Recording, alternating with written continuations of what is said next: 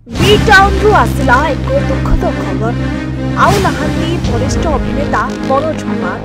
भारतीय सिने जगत पई थिला अतुलनीय अवदान, उपकार पई मिलिथिला जातीय चलचित्र पुरस्कार।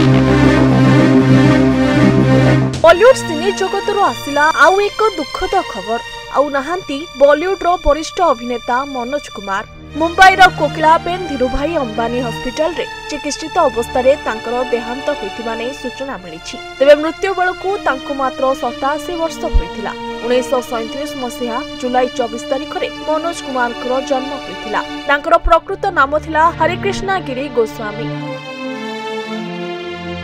1960 मसीहा रे कांच की गुड़िया फिल्म जरिया रोमांटिक हीरो भाव में से बॉलीवुड रे डेब्यू करथिले।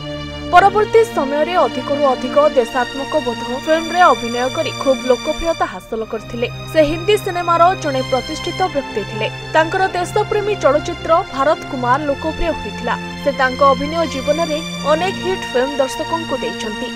से एकाधिक देशभक्ति चलचित्र रे अभिनय करिसंती। मुख्यतः से सबुबले क्रांति और देशभक्ति भली फिल्म पई चर्चित थे। भारतीय सिनेमा जगत को अतुलनीय अवदान पई तांको 1992 मसीहा रे पद्मश्री एवं 2015 रे दादा साहेब फाल्के सम्मान रे सम्मानित करा जायतिला। तबे फिल्म उपकार पई तांको जातीय चलचित्र रो पुरस्कार मिलिथिला।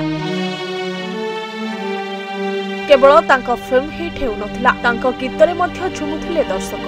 तांको अभिनीत एक प्यार का नगमा, जान सी महबूबा आदि संगीत आज भी बेस लोकप्रियता रही। से अभिनय करिथिबा फिल्म उपकार रो गीत मेरे देश की धरती सोना उगले भली गीत आज भी पिलाठू बुढ़ांक पर्यंत सबिंक तुंडरे गुंजरित हेउछि। तांको मृत्यु खबर सुनिबा परे तांको फैंस माने स्तब्ध होई पड़िछंती। तांको मृत्यु को नै बॉलीवुड इंडस्ट्री रे वर्तमान शोकर छाया खेली जाइछि।